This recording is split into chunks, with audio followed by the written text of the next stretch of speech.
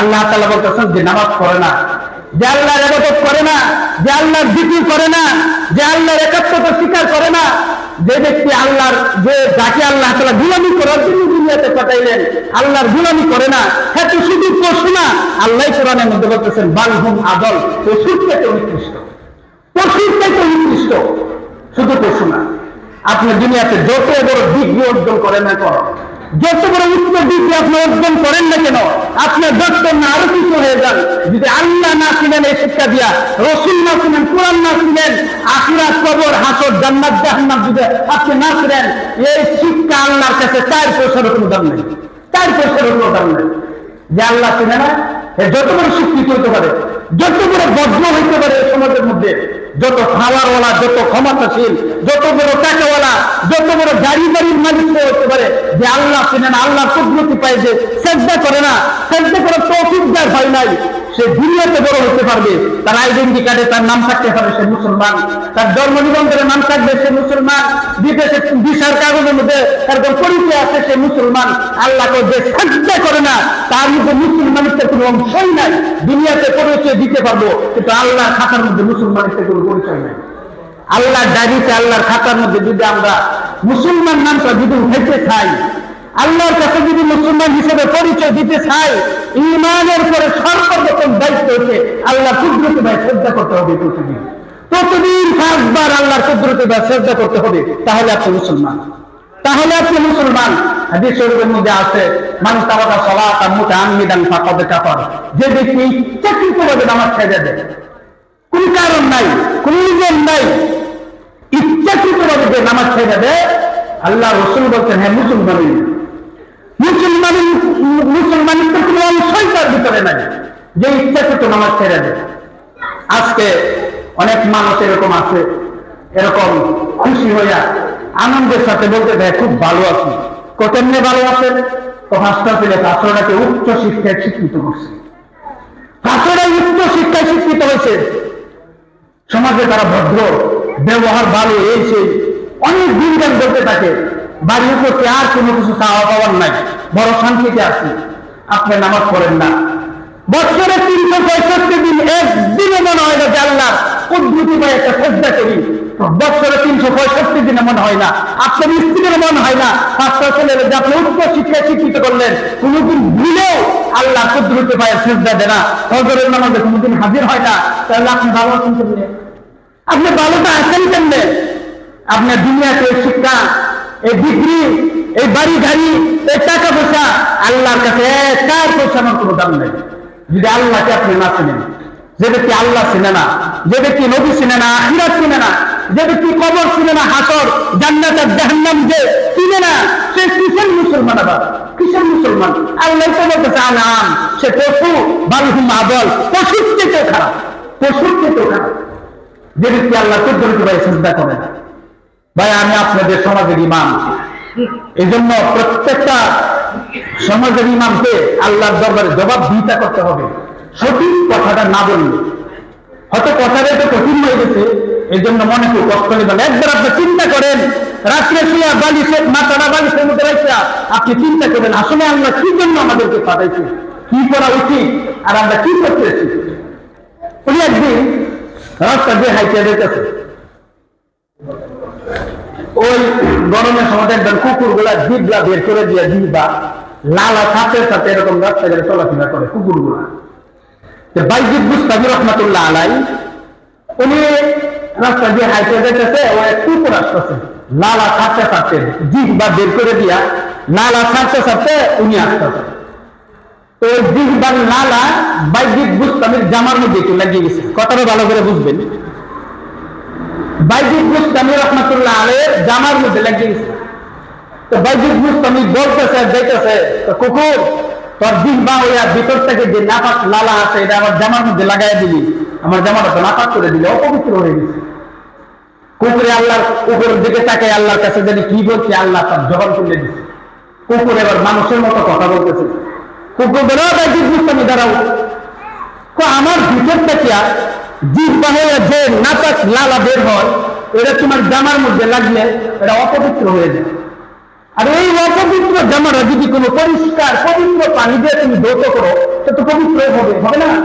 যত বড় নাপাকি হোক, কেউ যদি পরিষ্কার পানি দিয়া এরকম ধৌত করে পবিত্র হবে না? তো কুকুর বলতেছে আমার ভিতর থেকে যে নাপাকটা আসলো আর তোমার জামার মধ্যে লাগবে, এটা তো পবিত্র পানি দিয়ে ধৌত করলে আবার পবিত্র হবে। হ্যাঁ হবে। তুমি একটা কথা উত্তর দেবো না, তোমার ভিতরে ঘৃণা করিয়া যে নাপাকি তোমার দিলের মধ্যে তুমি জমা করে রাখছো, এটা কোন পানি দিয়ে ধৌত করলে পবিত্র হবে? কুকুর বাহ্যিক বুঝতে বলতেছে যে তুমি ঘৃণা করিয়া তোমার দিলের মধ্যে অন্তরে যে গুনার দাগ যে নাপাকি তুমি লাগাইছো, কোন পানি দিয়ে ধৌত করলে এটা পবিত্র হবে, এটা তুমি আমাকে বলো। বাহ্যিক বুঝতে বলে দুনিয়ার কোনো পানি দিয়ে ধৌত করলে এটা পবিত্র হবে না। এবার কুকুর বলে তাহলে তো বোঝা যায় আমার ভিতর থেকে আর দুই বাহুরের যে নাপাক লালা আছে, এই নাপাকির থেকে তোমার দিলের নাপাক আরো বড় নাপাক। বাহ্যিক বুঝতাম তো কুকুরে এত বড় কুকুরে। এবার কুকুরকে বলতেছে, কুকুর আমি তোমার সাথে বন্ধুত্ব করতে চাই, তোমার সাথে ফ্রেন্ডশিপ করতে চাই।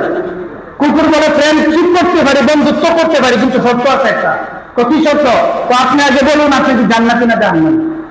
এই সমাজের মধ্যে যত মানুষ আছে সবাই যদি এক জায়গায় জমায়েত করে যদি বলি কে কে জান্নাতে হাত ওঠাবে, বলতে পারবো? কেউ গ্যারেন্টি দিয়ে কথা বলতে পারবো যে আমি জান্নাতি? কেউ বলতে পারবো? তো বাহ্যিক বুঝতে আমি তো না, আমি এটা উত্তর দিতে পারবো। এই খবর একমাত্র আল্লাহ তাআলার কাছে আছে। আমি কি জান্নাতি না জাহান্নামী এটা করতে পারবো, উত্তর দিতে পারবো। কুকুর বলে আমি উত্তর দিয়ে আপনি শুনে নেন। কুকুর কি বলে? আমি উত্তর দিয়ে আপনি শুনেন। তো কি উত্তর? তো শুনেন, যদি আপনি জান্নাতি হন আপনি অনেক উপরের লোক, অনেক উপরের লোক। বন্ধুত্ব করলে সমান সমান লাগে, সমান সমান লাগে। যদি আপনি জান্নাতি হন সেটা আপনি অনেক উপরের লোক, আর আমি কুকুর অনেক নিচের কুকুর। এত বেশ কম থেকে বন্ধুত্ব হয় না। অতএব জান্নাতি হলে আপনি সেটা বন্ধুত্ব করতে পারি না। আর যদি আপনি জাহান্নামে হন, আল্লাহ তাআলা কোরআনের মধ্যে বলছে উলাইকা কাল আনআম বাল হুম আদল উলাইকা হুমুল গাফিলুন। যে ব্যক্তি আল্লাহ চিনে না, রাসূল চিনে না, আখিরাত চিনে না, জান্নাত জাহান্নাম চিনে না, কবর চিনে না, হাসর চিনে না, হাসরের মাঠে জবাবদিহিতা করতে পারবে, এই কথা যার দিমাগের মধ্যে নাই, সে দুনিয়াতে তার মনে যা আছে তাই করতেছে। একদিনও ভুলেও 365 দিনের মধ্যে ভুলের একদিন ফজরের নামাজে আসা আল্লাহ কুদরতি পায়ে যে সেজদা করে না, শোনেন আল্লাহ তাআলা ওই ব্যক্তির কথা বলতেছে, হ্যাঁ পশু না বালহুম আদল, পশু না কুকুরের চেয়েও সে নিকৃষ্ট। অতএব আপনি যদি গুনাহগার হন, আপনি যদি জাহান্নামী হন, আপনি তো আমার সমপরিমাণ না, এর চেয়েও খারাপ। এত খারাপ লোকের সাথে আমি কুকুরে বন্ধুত্ব করি না, এত খুব খারাপ লোকের সাথে আমি বন্ধুত্ব করি না।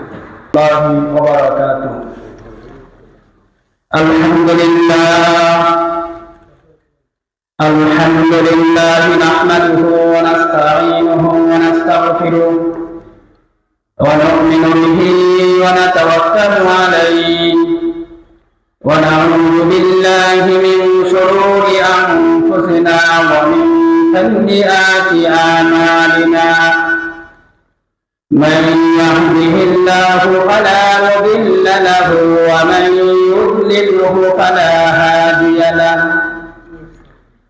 ونشهد أن لا إله إلا الله وحده لا شريك له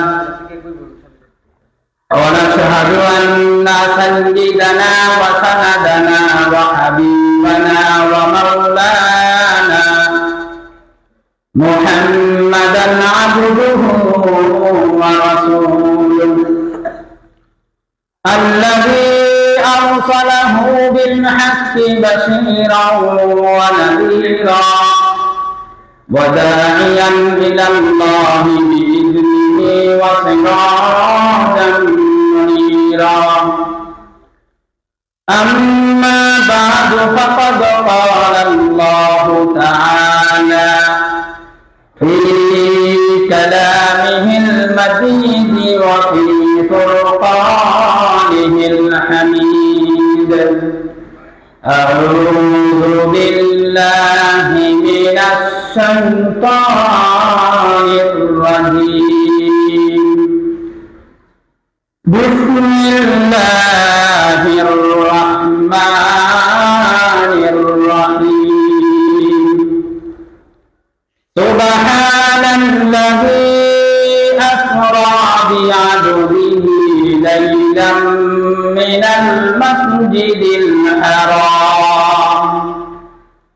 মিনাল হারাম ইলাল মাসজিদিল আকসা আল্লাযী বারাকনা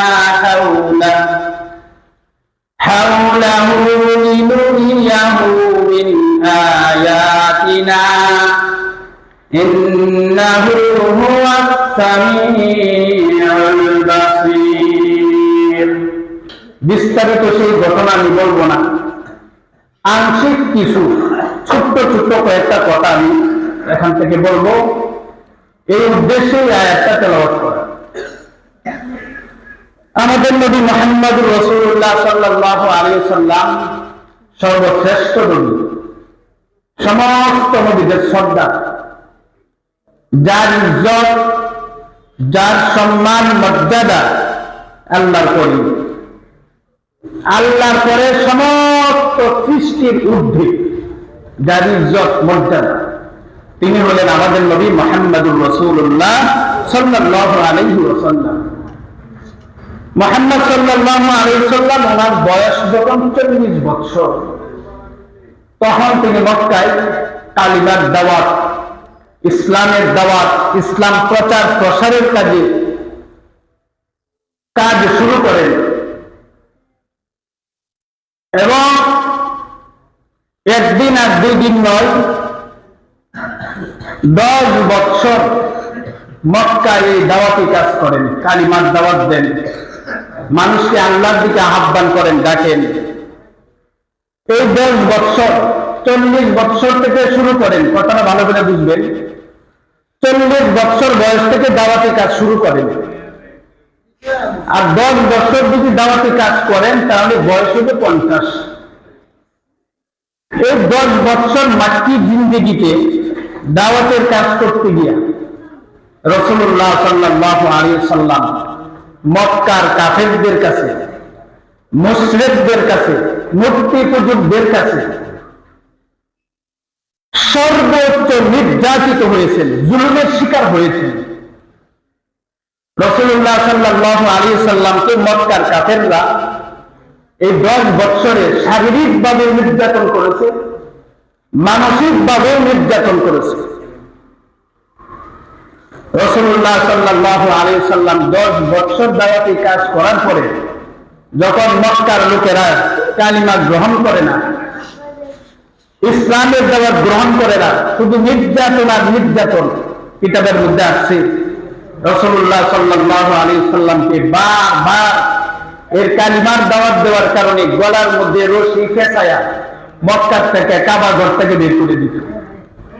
উনি যখন নামাজের সাজদায় যাইতেন, পচা গলা, নারী ভূমি তুলা, উটের নারী ভূমি তুলা ওনার পিঠে, ঘাড়ের মধ্যে চাপাইয়া দেওয়া হতো। মক্কার লোকেরা ঠাট্টা বিদ্রুপ করতেন, রাসূলুল্লাহ সাল্লাল্লাহু আলাইহি ওয়াসাল্লামকে বিভিন্ন ভাবে অত্যাচার করতেন, জুলুম করতেন, অনেক জুলুমের, সর্বোচ্চ জুলুমের শিকার হয়েছেন। শুধু নবী না, নবীর সাহাবীরাও, হযরত কাব্বাব রাদিয়াল্লাহু আনহু, হযরত খুবাইব রাদিয়াল্লাহু আনহু, হযরত বেলাল রাদিয়াল্লাহু আনহু, হযরত ইয়াসির রাদিয়াল্লাহু আনহু, সুমাইয়া রাদিয়াল্লাহু আনহা, এরকম ভাবে প্রথম জামানায় যারা ইসলাম গ্রহণ করেছিলেন প্রত্যেকটা সাহাবী নির্যাতিত, কাফেরদের কাছে জুলুমের শিকার হয়েছেন প্রত্যেকটা সাহাবী। কিতাবের মধ্যে আছে হযরত ওমর রাদিয়াল্লাহু আনহু একদিন হযরত খাব্বাব রাদিয়াল্লাহু আনহুকে বললেন, খাব্বাব, ইসলামের প্রথম জামানায় তো তুমি ইসলাম গ্রহণ করছি না, কালিমা করছি না, ইসলামের জন্য তোমাকে কি কি নির্যাতন করা হয়েছে? মুসলমান হওয়ার কারণে তুমি কি কি নির্যাতনের মুখোমুখি হয়েছিল? কিতাবের মধ্যে আছে খাব্বাব রাদিয়াল্লাহু আনহু ওনার গায়ের চাদরটা সরায়া ওমর রাদিয়াল্লাহু আনহুকে বললেন, আপনি আমার কবরটা দেখেন। ওনার কবর দেখতে হযরত ওমর রাদিয়াল্লাহু আনহু চোখের পানি ধরে রাখতে পারেন না। হযরত ওমর বলে, খাব্বাব ভাই, তোমার এই অবস্থা কেমন হলো, কি হয়েছিল তোমার সাথে? উনি তাকায় দেখলেন ওনার কোমরের মধ্যে এক টুকরা গোশত নাই। কি হয়েছিল তোমার সাথে? তো খাব্বাব রাদিয়াল্লাহু আনহু বলতেছে, যে আমি একজন কাফেরের গোলাম ছিলাম, কৃতদাস, কামারের কাজ করতাম, উনার যে গোলামি করতাম, আমার যে কাজটা ছিল এটা কামারের কাজ, লোহা পিটানোর কাজ ছিল। তো যেদিন আমার মনিব শুনলো যে আমি কালিমা পড়ে মুসলমান হয়ে গেছি, আমার মনিব আমার এই কোমরটাকে ওই জ্বলন্ত আগুনের মধ্যে এরকম চাপ দিয়ে ধরে রাখত। আমার কোমরের গোশত গুলা গইয়া এরকম খসে খসে আগুনের মধ্যে পড়তো। এর পড়তে পড়তে আমার কোমরের গোশত আর এক টুকরা নয়, সব আগুনের মধ্যে পড়ে গেছে, সব আগুনের মধ্যে পড়ে গেছে। এরকম ভাবে প্রথম জমানায় যারা ইসলাম গ্রহণ করেছিলেন, প্রত্যেকটা সাহাবী ইসলাম গ্রহণ করার কারণে, কালিমা পড়ার কারণে, এক আল্লাহর উপরে ঈমান আনার কারণে ওনারা সর্বোচ্চ জুলুমের শিকার হয়েছিল। এমনকি মুহাম্মদুর রাসূলুল্লাহ সাল্লাল্লাহু আলাইহি সাল্লাম সর্বোচ্চ জুলুমের শিকার হয়েছেন। 10 বছর কালিমার দাওয়াত দেওয়ার পরে উনি তায়েফে গেলেন, নানার দেশে ইসলামের দাওয়াত দেওয়ার জন্য। কিতাবের মধ্যে আসছে তায়েফের মানুষ কালিমা পড়লই না, ওনাকে জায়গাও দিল না, এমনকি ওনাকে ওই তায়েফটাকে বের করে দিল, ছোট ছোট বাচ্চাদেরকে ওনার পিছনে লাগাই দিল পাথর মারার জন্য। এত পরিমাণে পাথর আঘাত করলো নবীজিকে, এত পরিমাণে আঘাত মারলো যে নবীজির শরীর পাথরের আঘাতে ফাইটা এরকম রক্ত ওরা বের হইতেছিল, রক্ত বের হইতেছিল। আম্মা জান আয়েশা রাদিয়াল্লাহু আনহা একদিন বললেন, ইয়া রাসূলুল্লাহ, আপনার পিঠের মধ্যে যে বসন্তের মতো ফক্স, শরীরে ফক্সের একটা দাগ হয় না, কোন রকম যে পুরা গোটা পিঠের মধ্যে যে এরকম বসন্তের দাগ, আপনার কি ছোটবেলা কখনো কি বসন্ত হয়েছিল? আল্লাহ রাসূল চোখের পানি ছেড়ে দিয়ে বললেন, আয়েশা তুমি কি জানো না, তুমি কি জানো না এই কথা যে আমি মুহাম্মদের গায়ে মশা বসা হারাম ছিল, একটা মাছি বসাও হারাম ছিল, কষ্ট বিরল করতে একটা গাম্মাছি, ছোট থেকে ছোট একটা বিসি, একটা খাজনি এই মুহাম্মদের গায়ে এটা হওয়াটা হারাম ছিল, তুমি কি জানো? তাহলে ওই যে চালনির মতো ওই যে দাগ গুলা, এটা কিসের দাগ? ওই দাগ গুলো হইল আমি যখন তায়েফে গেছিলাম, আর তায়েফের লোকেরা ছোট ছোট বাচ্চাদেরকে কঙ্কর দিয়া, পাথরের টুকরা দিয়ে আমার পিছনে লাগাই দিছিল, এরা পাথর মারতে মারতে আমার পিঠটা চুরচুর করে ফেলছিল, চূর্ণ বিচূর্ণ করে ফেলছিল। ওই পাথরের দাগ, ওই পাথরের দাগ।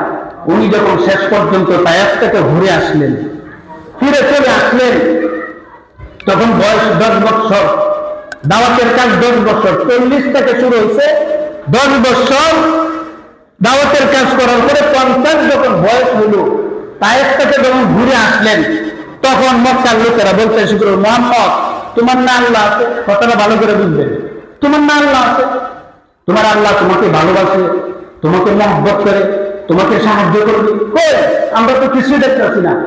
10 বছর তোমাকে নির্যাতন করলাম, তোমার কথা শুনলে যারা কালিমা করে তোমার আল্লাহর উপর ঈমান আনছে তাদেরকেও আমরা নির্যাতন করলাম, বিভিন্ন ভাবে, শারীরিক ভাবে, মানসিক ভাবে তাদেরকে নির্যাতন করলাম। কই, আল্লাহ তো তোমাকে সাহায্য করলো? কই, তোমার আল্লাহ না তোমার ভালোবাসে? তুমি এখন 10 বছর পরে তায়েফে গেলে তোমার কালিমার দাওয়াত নিয়ে, ওখান থেকে তোমার তাড়ায় দিল। শুধু তারাই যায় নাই, বাচ্চাদেরকে তোমার পিছনে লেলায়া দিয়া তোমার শরীরকে চূর্ণ বিচূর্ণ করে ফেলছে পাথরের আঘাতে। তো তোমার আল্লাহ তো সাহায্য করে না। যখন নবুয়তের 11তম বয়স, 11 বয়স চলে দাওয়াতের কাজে, আর মক্কার কাফেররা, মুশরিকরা, মূর্তি পূজকরা সর্বোচ্চ এরকম ঠাট্টার বিদ্রুপ করতেছিল যে 11 বছর হয়ে গেল, তোমার আল্লাহ তো তোমাকে সাহায্য করতেছে না, তোমার আল্লাহ তো কোনো তোমাকে ভালোবাসে, মহব্বত করে, এটা তো কোনো কিছু দেখতেছি না আমরা। তখন আল্লাহ তাআলা ওই তায়েফ থেকে আসার পরে, তায়েফ থেকে যখন ফিরে আসলেন, আর দাওয়াতের কাজ 11 বছর চলতেছে, এটা মাক্কি জিন্দেগিতে, হিজরতের আগে, এখনো মদিনা হিজরত করে যান নাই। এই 11 বছর বয়সে মুহাম্মদ সাল্লাল্লাহু আলাইহি সাল্লামের কাছে আল্লাহ তাআলা সম্মানিত ফেরেশতা, সমস্ত ফেরেশতাদের সর্দার জিবরাইল আলাইহিস সালামকে পাঠাইলেন। সুবহানাল্লাহ। জিবরাইল আলাইহিস সালাম আসিয়া বললেন, ইয়া রাসূলুল্লাহ, আল্লাহ আমাকে বুরাক দিয়া পাঠাইছে আপনাকে নিয়ে যাওয়ার জন্য। সুবহানাল্লাহ। আল্লাহ তাআলা এই সর্বোচ্চ তীব্র আর লাঞ্ছনা, ঠাট্টা, বিদ্রুপের পরে 11 বছর মূর্তি পূজক কাফের আর মুশরিকদের কাছে নির্যাতিত হওয়ার পরে আল্লাহ তাআলা বিশ্বনবী সাল্লাল্লাহু আলাইহি সাল্লামকে বুরাক নামে এক শহরে দিয়া উনি আল্লাহর কাছে নিলেন 7 তবক আসমান পাড়ি দিয়া, 7 তবক আসমান পাড়ি দিয়া, সিদরাতুল মুনতাহা, লৌহ কলম সব কিছু পাড়ি দিয়া আল্লাহ তাআলা আরশ মহল্লায় বিশ্বনবীকে নিয়ে গেলেন। সুবহানাল্লাহ। এবার বিশ্বনবীকে আরশের কাছে নিয়ে এবার নবীদেরকে আল্লাহ তাআলা বলতেছেন, মুহাম্মদ 11 বছর যে মক্কার লোকেরা আপনাকে নির্যাতন করছে, শারীরিকভাবে নির্যাতন করছে, মানসিকভাবে নির্যাতন করছে, এটা আমি আল্লাহ দেখছি। আর আপনি তায়েফ থেকে যখন ফিরে আসলেন তখন যে মক্কার লোকেরা ঠাট্টা বিদ্রুপ করলো আর মস্কারি করলো, কথা যে বললো, কই তোমার আল্লাহ না তোমাকে ভালোবাসে, তোমার আল্লাহ না তোমাকে মহব্বত করে, কই তোমার আল্লাহ তো দেখি না, তোমাকে সাহায্য করে না, আমরাও তোমাকে ঠাট্টা বিদ্রুপ করি, নির্যাতন করি, তায়েফ থেকে তোমাকে এরকম পাথর মারতে চালাই দিছে, কই আল্লাহ? এবার শোনেন, আমি যেই জায়গার মধ্যে আপনাকে নিয়ে আসলাম, আমি আল্লাহ আর আপনি আমার বন্ধু, মুহাম্মদ। আপনি নিজ দিকে তাকায় দেখেন, শুধু মক্কার কাটেন না, আমি আল্লাহর করে আপনি সহ যত সৃষ্টি আছে সমস্ত সৃষ্টিকে আপনার পাওয়ার চলে এখন রাখছি আপনি উপরে। সুবহানাল্লাহ। আপনাকে উপরে না, সব আপনার পাওয়ার নিচে, আপনি তাকায় দেখেন নিজ দিকে। শুধু মক্কা না, যত সৃষ্টি আছে, আসমান বলেন, জমিন বলেন, সূর্য, চন্দ্র, পাহাড়, পর্বত, গ্রহ, নক্ষত্র, যাই বলেন, সব আজকে আপনার পাওয়ার নিয়েছে, আপনি উপর। আমি আল্লাহর পরে আপনার ইজ্জত, আমি কি ইজ্জত দিতে পারি? আপনার কতটুকু ইজ্জত, কতটুকু ভালোবাসি, কতটুকু মহব্বত করি, আজকে আপনি দেখেন নিজ দিকে তাকায় সব আপনার পাওয়ার নিয়েছে। আমি সর্বোচ্চ উপরে আপনাকে নিয়ে আসলাম। সুবহানাল্লাহ। অনেক কথাবার্তা হচ্ছে, আমি শুরুতে এদেরকে বিস্তারিত বলবো না, সংক্ষিপ্ত ছোট ছোট কয়েকটা কথা।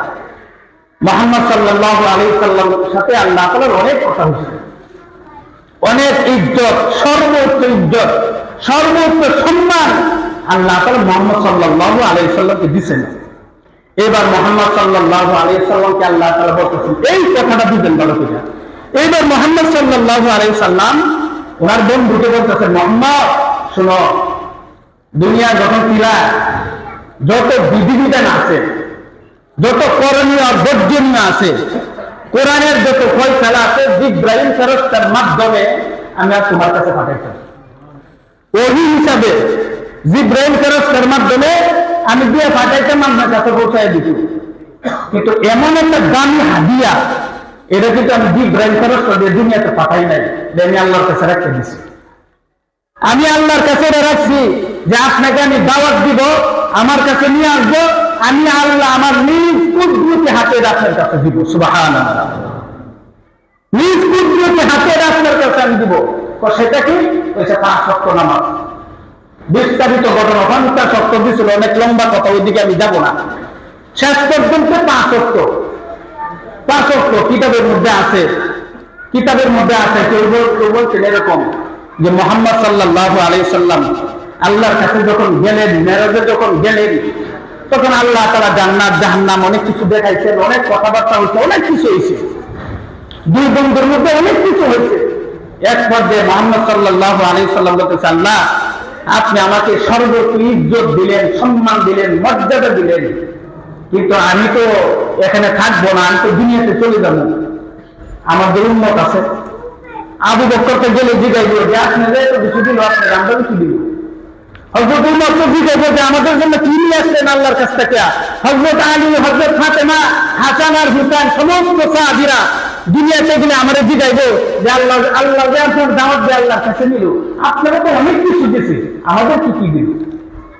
তখন আল্লাহ তাআলা বলতেছেন যে মুহাম্মদ, আমি এমন একটা হাদিয়া আমার কাছে রাখছি, যে হাদিয়াটা এটা একমাত্র আমি আপনার কাছে আমার কুদরতি হাতে দেওয়ার জন্য রেখে দিছি, জিবরাইল ফেরেশতাকে দিয়ে দুনিয়াতে পাঠাই নাই। তো সেটা হলো 5 ওয়াক্ত নামাজ। 5 ওয়াক্ত নামাজ আল্লাহ তাআলা মুহাম্মদ সাল্লাল্লাহু আলাইহি সাল্লামকে হাদিয়া দিলেন। কে কার মাধ্যমে? কোনো মাধ্যম না, উনি নিজ হাতে, নিজ কুদরতি হাতে ওনার কাছে দিলেন। আমরা ঘটনা সকলেই জানি, 50 ওয়াক্ত দিয়েছিল হযরত মূসা আলাইহিস সালাম, এরকম পাঠাইতে কমাইতে 5 ওয়াক্ত পাইছে। সংক্ষিপ্ত কথায় দিলাম। এই 5 ওয়াক্ত নামাজ মুহাম্মদ সাল্লাল্লাহু আলাইহি ওয়াসাল্লাম মেরাজের দিন আসলে আল্লাহর কাছে গিয়ে হাদিয়া নিয়ে আসলেন, কিতাবের মধ্যে আছে।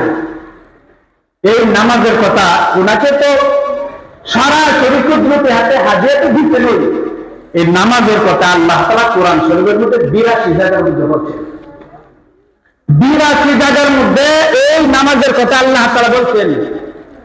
আবার এই কথা আল্লাহ তাআলা বলে দিয়েছেন কিতাবের মধ্যে আছে, কোন ব্যক্তি যদি 5 ওয়াক্ত নামাজ সময়ের প্রতি লক্ষ্য রেখে আদায় করে, একমাত্র আল্লাহ সন্তুষ্টির জন্য যদি আদায় করে, আল্লাহ 50 ওয়াক্তের সব দিবে। সুবহানাল্লাহ, 50 ওয়াক্তের সব দিবে।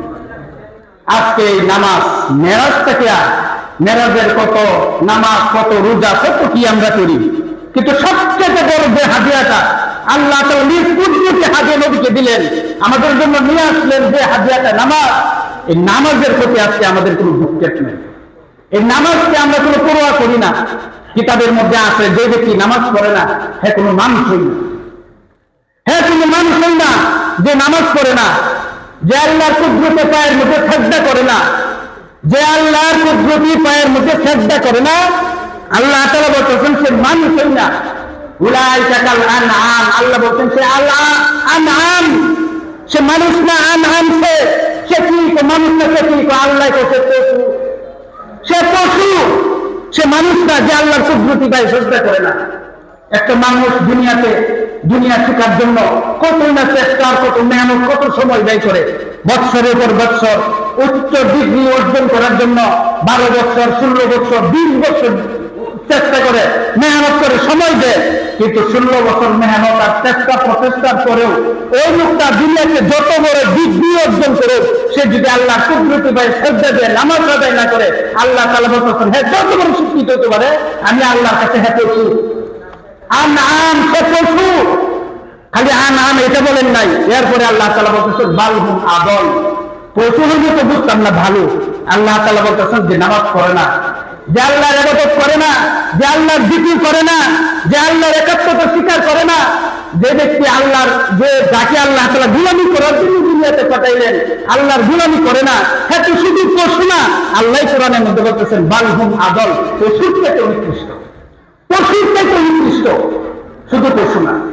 আপনি দুনিয়াতে যত বড় ডিগ্রি অর্জন করেন না কেন, যত বড় উচ্চ ডিগ্রি আপনি অর্জন করেন না কেন, আপনার ডক্টর না আরো কিছু হয়ে যান, যদি আল্লাহ না ছিলেন এই শিক্ষা দিয়া, রসুল না ছিলেন, কোরআন না ছিলেন, আখিরাত, কবর, হাসর, জান্নাত, জাহান্নাম যদি আপনি না ছিলেন, এই শিক্ষা আল্লাহর কাছে 4 পয়সার কোনো দাম নেই, 4 পয়সার কোনো দাম নেই। যে আল্লাহ ছিলেন না, যত বড় শিক্ষিত হইতে পারে, যত বড় বজ্র হইতে পারে এই সমাজের মধ্যে, যত খাওয়ারওয়ালা, যত ক্ষমতাশীল, যত বড় টাকাওয়ালা, যত বড় গাড়ি বাড়ির মালিক হতে পারে, যে আল্লাহ ছিলেন, আল্লাহ কুদরতি পায়, যে সাজদা করে না, সাজদা করার তৌফিক যার হয় নাই, সে দুনিয়াতে বড় হতে পারবে। তার আইডেন্টি কার্ডে তার নাম থাকতে পারে সে মুসলমান, তার জন্ম নিবন্ধনের নাম থাকবে সে মুসলমান, বিদেশে ভিসার কাগজের মধ্যে তার পরিচয় আছে সে মুসলমান। আল্লাহকে যে সাজদা করে না, তার মধ্যে মুসলমানের কোনো অংশই নাই। দুনিয়াতে পরিচয় দিতে পারবো, কিন্তু আল্লাহর খাতার মধ্যে মুসলমানের কোনো পরিচয় নাই। আল্লাহর ডায়েরিতে, আল্লাহর খাতার মধ্যে যদি আমরা মুসলমান নামটা যদি উঠাইতে চাই, আল্লাহর কাছে যদি মুসলমান হিসেবে পরিচয় দিতে চাই, ঈমানের পরে সর্বপ্রথম দায়িত্ব হচ্ছে আল্লাহর কুদরতি ভাই শ্রদ্ধা করতে হবে। প্রতিদিন 5 বার আল্লাহর কুদরতি ভাই শ্রদ্ধা করতে হবে, তাহলে আপনি মুসলমান, তাহলে আপনি মুসলমান। হাদিস শরীফের মধ্যে আছে মান তারাকা সালাতান মুতাআম্মিদান ফাকাদ কাফার, যে ব্যক্তি ইচ্ছাকৃতভাবে নামাজ ছেড়ে দেয়, কোন কারণ নাই, কোন রিজন নাই, ইচ্ছাকৃতভাবে যে নামাজ ছেড়ে দেয়, আল্লাহ রাসূল বলছেন হ্যাঁ মুসলমানই, মুসলমানের কোনো অংশই তার ভিতরে নাই, যে ইচ্ছাকৃত নামাজ ছেড়ে দেয়। আজকে অনেক মানুষ এরকম আছে, এরকম খুশি হইয়া আনন্দের সাথে বলতে দেয় খুব ভালো আছি। কেমনে ভালো আছেন? তো 5টা ছেলে 5টাকে উচ্চ শিক্ষায় শিক্ষিত করছে, 5টা উচ্চ শিক্ষায় শিক্ষিত হয়েছে, সমাজে তারা ভদ্র, ব্যবহার ভালো, এই সেই অনেক দিনগান করতে থাকে, বাড়ির করতে আর কোনো কিছু চাওয়া পাওয়ার নাই, বড় শান্তিতে আছি। আপনি নামাজ পড়েন না, বছরে 365 দিন একদিনে মনে হয় না যে আল্লাহ উদ্ধৃতি বা একটা শ্রদ্ধা করি। বছরে 365 দিনে মনে হয় না। আপনার স্ত্রীর মনে হয় না, 5টা ছেলের যে আপনি উচ্চ শিক্ষায় শিক্ষিত করলেন, কোনোদিন ভুলেও আল্লাহ উদ্ধৃতি পায় শ্রদ্ধা দেয় না, ফজরের নামাজে কোনোদিন হাজির হয় না। তাহলে আপনি ভালো আছেন কেমনে? আপনি ভালোটা আছেন কেমনে? আপনার দুনিয়াতে শিক্ষা, এই ডিগ্রি, এই বাড়ি গাড়ি, এই টাকা পয়সা আল্লাহর কাছে 4 পয়সার কোনো দাম নেই যদি আল্লাহকে আপনি না চিনেন। যে ব্যক্তি আল্লাহ চিনে না, যে ব্যক্তি নবী চিনে না, আখিরাত চিনে না, যে ব্যক্তি কবর চিনে না, হাসর জান্নাত আর জাহান্নাম যে চিনে না, সে কিসের মুসলমান? আবার কিসের মুসলমান? আল্লাহ তো বলতেছে আনাম, সে পশু, বালহুম আদল, পশুর চেয়ে খারাপ, পশুর চেয়ে খারাপ। যে ব্যক্তি আল্লাহ কুদরতি ভাই চিন্তা করে না। ভাই, আমি আপনাদের সমাজের ইমাম, এই জন্য প্রত্যেকটা সমাজের ইমামকে আল্লাহর দরবারে জবাবদিহিতা করতে হবে। সঠিক কথাটা না বললে হয়তো কথাটা একটু কঠিন হয়ে গেছে, এই জন্য মনে কেউ কষ্ট নেবেন। একবার আপনি চিন্তা করেন, রাত্রে শুয়ে বালিশের মাথাটা বালিশের মধ্যে রাখা আপনি চিন্তা করেন, আসলে আল্লাহ কি জন্য আমাদেরকে পাঠাইছে, কি করা উচিত, আর আমরা কি করতেছি। এই যে প্রতিদিন এলান শুনতেছি, প্রতিদিন এমন হইতেছে মসজিদের মাঠে, অমুক নাই, অমুকের বাবা নাই, অমুকের মা নাই, অমুকের ছেলে নাই, অমুকের ভাই নাই। একদিন তো আমার আপনার নামে এলান হবে, আমার আপনার নামে তো এলান হবে। খবরে যে কি জবাব দিব আমরা, কি জবাবটা দিব? হ্যাঁ, কি জবাব দিব? কিতাবের মধ্যে বলছি, এক আল্লাহর ওলি বাইজিদ বুস্তামি, হয়তো আপনারা নাম শুনছেন। উনি একদিন রাস্তা দিয়ে হাইটে যেতেছে, ওই গরমের সময় দেখবেন কুকুর গুলা জিভলা বের করে দিয়ে জিভা লালা সাথে সাথে এরকম রাস্তাঘাটে চলাফেরা করে কুকুর গুলা। বাইজিদ বুস্তামি রহমাতুল্লাহ আলাই, উনি রাস্তা দিয়ে হাইটে যেতেছে, ও এক কুকুর আসতেছে, লালা সাথে সাথে জিভা বের করে দিয়া লালা সাথে সাথে উনি আসতেছে। তো ওই জিভবার লালা বাইজিদ বুস্তামির জামার মধ্যে একটু লাগিয়ে গেছে। কথাটা ভালো করে বুঝবেন, বাইজিদ বুস্তামি রহমাতুল্লাহ আলাইহির জামার মধ্যে লাগিয়ে গেছে। তো বাইজিদ বুস্তামি বলতেছে, যাইতেছে, তো কুকুর তোর জিহ্বা হইয়া ভিতর থেকে যে নাপাক লালা আছে এটা আমার জামার মধ্যে লাগাই দিলি, আমার জামাটা তো নাপাক করে দিলে, অপবিত্র হয়ে গেছে। কুকুরে আল্লাহর কুকুরের দিকে তাকায় আল্লাহর কাছে জানি কি বলছে, আল্লাহ তার জবান তুলে দিচ্ছে। কুকুর এবার মানুষের মতো কথা বলতেছে। কুকুর বলে, বাইজিদ বুস্তামি দাঁড়াও, আমার ভিতর থেকে জিহ্বা হয়ে যে নাপাক লালা বের হয়, এটা তোমার জামার মধ্যে লাগলে এটা অপবিত্র হয়ে যায়। আর এই অপবিত্র জামাটা যদি কোনো পরিষ্কার পবিত্র পানি দিয়ে তুমি ধৌত করো, তো পবিত্র হবে, হবে না? যত বড় নাপাকি হোক, কেউ যদি পরিষ্কার পানি দিয়া এরকম ধৌত করে পবিত্র হবে না? তো কুকুর বলতেছে, আমার ভিতর থেকে যে নাপাকটা আসলো আর তোমার জামার মধ্যে লাগবে, এটা তো পবিত্র পানি দিয়ে ধৌত করলে আবার পবিত্র হবে। তো হ্যাঁ হবে। তো তুমি একটা কথা উত্তর দেবো না, তোমার ভিতরে গুনাহ কইরা যে নাপাকি তোমার দিলের মধ্যে তুমি জমা করে রাখছো, এটা কোন পানি দিয়ে ধৌত করলে পবিত্র হবে? কুকুর বাইজিদ বুস্তামিকে বলতেছে যে তুমি গুনাহ কইরা তোমার দিলের মধ্যে অন্তরে যে গুনার দাগ, যে নাপাকি তুমি লাগাইছো, কোন পানি দিয়ে ধৌত করলে এটা পবিত্র হবে, এটা তুমি আমাকে বলো। বাইজিদ বুস্তামি বলে, দুনিয়ার কোনো পানি দিয়ে ধৌত করলে এটা পবিত্র হবে না। এবার কুকুর বলে, তাহলে তো বোঝা যায় আমার ভিতর থেকে আর বাহুরের যে নাপাক লালা আছে, এই নাপাকির থেকে তোমার দিলের নাপাক আরো বড় নাপাক। বাইজিদ বুস্তামি তো কুকুরের এত বড় হোক কুকুরে।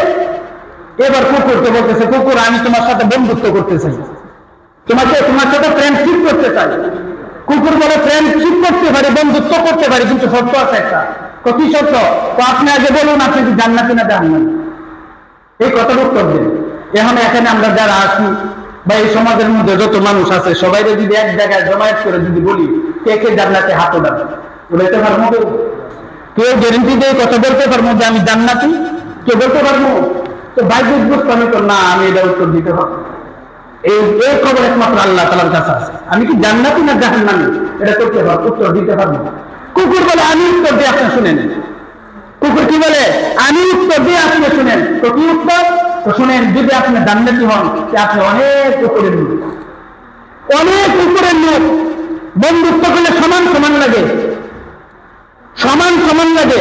যদি আপনি জান্নাতি হন, সেটা আপনি অনেক উপরের লোক, আর আমি কুকুর, অনেক নিচের কুকুর। এত বেশ কম থাকলে বন্ধুত্ব হয় না। অতএব জান্নাতে হলে আপনি সাথে বন্ধুত্ব করতে পারি না। আর যদি আপনি জাহান্নামে হন, তা আল্লাহ তাআলা কোরআনের মধ্যে বলছে উলাইকা কাল আনআম বাল হুম আদল উলাইকা হুমুল গাফিলুন। যে ব্যক্তি আল্লাহ চিনে না, রাসূল চিনে না, আখিরাত চিনে না, জান্নাত জাহান্নাম চিনে না, কবর চিনে না, হাসর চিনে না, হাসরের মাঠে জবাবদিহিতা করতে পারবে, এই কথা যার দিমাগের মধ্যে নাই, সে দুনিয়াতে তার মনে যা তা তাই করতেছে। একদিনও ভুলেও 365 দিনের মধ্যে ভুলের একদিন ফজরের নামাজে আসা আল্লাহ কুদরতি পায়ে যে শ্রদ্ধা করে না, শোনেন আল্লাহ তাআলা ওই ব্যক্তির কথা বলতেছে, হ্যাঁ পশু না বালহুম আদল, পশু না কুকুরের থেকেও সে নিকৃষ্ট। অতএব আপনি যদি গুনাহগার হন, আপনি যদি জাহান্নামী হন, আপনি তো আমার সমপরিমাণ না, এর থেকেও খারাপ। এত খারাপ লোকের সাথে আমি কুকুরে বন্ধুত্ব করি না, এত খুব খারাপ লোকের সাথে আমি বন্ধুত্ব করি না। চিন্তা করেন আমরা কোন পর্যায়ে আছি। আজকে দিনের পর দিন, মাসের পর মাস, বৎসরের পর বৎসর, এত রোজ মুসল, একবারে কি মনে হয় না? একবারে কি মনে হয় না ফজরের নামাজ তো আদায় করে আসি? একবারে কি মনে হয় না এসরের নামাজ বেঁচে আদায় করি? এত দুনিয়া, হ্যাঁ, হাসরের মাঠে যখন দাঁড়াইবেন আল্লাহ তো বলবো কি করছো, টাকা পয়সা বাড়ি গাড়ি এসে ওই মুক্ত বলবেন। তখন যদি আল্লাহ যদি আমার কথা কি মনে হয় না? আমার ফজরের নামাজের কথা কি একবারও তোমার মনে হয় নাই? আমার জোহরের নামাজের কথা কি একবারও তোমার মনে হয় নাই? আমার আসরের নামাজ থেকে আমি যে নামাজ, যে হাদিয়াটা মেরাজের রাত্রে আমার বন্ধুকে দাওয়াত দিয়া সর্বোচ্চ স্থানে আনার পরে নিজ কুদরতি হাতে যে হাদিয়াটা দিলাম, ওই হাদিয়া নামাজটা আদায় করতে হবে, একবারও কি তোমার মনে হয় নাই? একবারও মনে হয় নাই? কোরআনের মধ্যে আছে হাসরের মাঠে বিশ্বনবী আল্লাহ তাআলার কাছে বলবেন, আল্লাহ আমার উম্মতের জন্য সুপারিশ করতেছেন। অবশ্যই করবেন, অবশ্যই আপনি সুপারিশ করবেন, কোনো বাধা নাই। তবে আগে লিস্ট নেন, লিস্ট। এই যে আমি লিস্ট দিলাম, এটা পড়েন। যখন আপনার লিস্টে খাতার পাতা উল্টা দিয়ে এক পৃষ্ঠা উল্টা দেখে ফজর নাই, জোহর নাই, আসর নাই, মাগরিব নাই, আশার নাই, শনি রবি সোম মঙ্গল জানুয়ারি ফেব্রুয়ারি মার্চ, এইভাবে দেখবে মাসের পর মাস, বৎসরের পর বৎসর আল্লাহর কুদরত নাই, সাজদা নাই, নামাজ নাই, হালাল নাই, যা মানুষের যাই করছে, তখন আল্লাহ রাসূল কি আপনার জন্য আমার জন্য সুপারিশ করবে? আজকে এটার জন্য আমরা নামাজের পরে জানাজা করবো না? করবো না। ওনার জানাজা আমরা করবো। উনি যেরকম আজকে খালি হাতে চলে গেছে, আমাদেরকে খালি হাতে যেতে হবে। কোরআনের মধ্যে হাদিসের মধ্যে আছে, মানুষ যখন মৃত্যুবরণ করে তার সাথে 3টা জিনিস যায়। মানুষ যখন মৃত্যুবরণ করে, মৃত্যুর পরে তার লাশ যখন কবরস্থানে নিয়ে যাওয়া হয়, তখন তার সাথে 3টা জিনিস যায়। 3টা, আহলুহু ওয়া মালুহু ওয়া আমালুহু। 1 নম্বর হইলে তার আত্মীয় স্বজন তার সাথে যায়। 2 নম্বর হইলে তার জনসম্পদ কিছু মাল সামানের সাথে যায়। কবরে যাওয়ার সময় ওই একটা খাট, একটা চাদর, একটা কুদাল, তারপর একটা খন্তি ইত্যাদি ইত্যাদি মান সামানগুলোর সাথে কবর পর্যন্ত যায়। 3 নম্বর হইলে ওয়া আমালুহু। 3 নম্বর হলো সারা জিন্দেগি বন্দেগি নেক আমল তার সাথে যায়। রাসূল বলছেন ফায়াজআলু নানি ওয়া ইয়াবকা ওয়াহিদ। ও 2টা জিনিস ফিরে আসে, একটা জিনিস তার সাথে থেকে যায়। ইয়ারজিউ আহলুহু ওয়া মালুহু। ও আল্লাহ রাসূল বলতেছেন আহলুহু তার আত্মীয় স্বজন, দাফনের পরে আমরা তো থাকি কবরস্থানে, সবাই ফিরে চলে আসি। ওয়া মালুহু, আরো যে এই কিছু মাল সামান ওই বললাম না, খন্তি বা তার জগ, ওই চাদর ইত্যাদি ইত্যাদি যে মাল সামানগুলো নিয়ে যাওয়া হয়, এগুলো ফিরে আসে। আল্লাহ রাসূল বলেন ওয়া ইয়াবকা আমালু, তার সাথে শুধুই কেবলমাত্র থাকে তার জিন্দেগির নেক আমল। জিন্দেগির নেক আমল তার সাথে থাকে। ওমা সুওয়া যালিকা, আল্লাহ রাসূল বলেন এইগুলো বাদ দিয়ে যা কিছু আছে ফাজাতিবুন, তার থেকে আলাদা হয়ে যা, চলে যা। ওয়া তারিকুহু লিন-নাস, যা সে আল্লাহকে বাদ দিয়া, রাসূল বাদ দিয়া, আখিরাত বাদ দিয়া, হালাল হারাম বাদ দিয়া জীবনে যা কিছু অর্জন করছে, ওয়া তারিকুহু লিন-নাস, সব কিছু মানুষের জন্য সে রেখে দেয়, কিছু তার সাথে যায় না। এই জন্য ভাই এখনো সময় আছে, আমরা তওবা করি, আল্লাহকে চেনার জন্য চেষ্টা করি, আখিরাত চেনার জন্য চেষ্টা করি। আল্লাহ রাব্বুল আলামিন আমাদের সবাইকে এই মেরাজের রজব মাসে আজকে শেষ দিন, আজকে 30 তারিখ, এটি শেষ দিন। আরবি মাস কোনোদিন 31 হয় না, এটা মনে রাখবেন। আরবি মাস কোনোদিন 31 হয় না, 29, 30, 28 কোনোদিন হয় না, 29, 30, এটা চাঁদ দেখার উপরে নির্ভরশীল। যেহেতু আজকে রজব মাসের 30 তারিখ, আজকে শেষ দিন, আজকে সন্ধ্যায় যে চাঁদ উঠবে এটা শাবানের চাঁদ, এরপরে যে চাঁদ উঠবে এটা রমজানের চাঁদ। তার মানে আর 1 মাস আছে রমজানের সামনে। মাগফিরাত, ক্ষমা, নাজাত, রহমত, বরকতের মাস আসতেছে। এখন থেকে যদি আমরা একটু প্রস্তুতি নেই, এখন থেকে যদি আমরা তওবার ইস্তেগফার করি, আল্লাহকে চিনার চেষ্টা করি, 1 মাস প্রস্তুতি নিয়ে রমজান মাসে যদি আল্লাহর দরবারে আমরা হাত উঠাই, আশা করি আল্লাহ তাআলা আমাদের তওবা, আমাদের জীবনের সমস্ত গুনাহ আল্লাহ তাআলা মাফ করে দিবেন। সকলে বলে আমিন। আল্লাহ তাআলা আমাদের সবাইকে বুঝবার, আমল করার তৌফিক দান করেন।